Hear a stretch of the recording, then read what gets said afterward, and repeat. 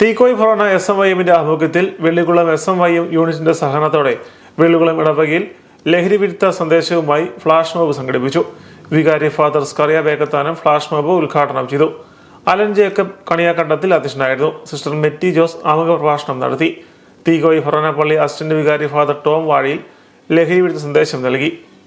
വളർന്നു വരുന്ന തലമുറയെ ലഹരിയുടെ ദൂഷ്യവശങ്ങൾ മനസ്സിലാക്കുന്നതിനും ലഹരിയുടെ കെണിയിൽ നിന്നും മോചിപ്പിക്കുന്നതിനും ലക്ഷ്യമിട്ടാണ് ഫ്ലാഷ് മോബ് സംഘടിപ്പിച്ചത്. SMYM അംഗങ്ങളായ അമല ആന്റണി പുല്ലാട്ട്, ആൻമരിയ ഷാജി, അനന്യ പ്രജീഷ് എന്നിവരടങ്ങുന്ന സംഘമാണ് ഫ്ലാഷ് മോബ് അവതരിപ്പിച്ചത്.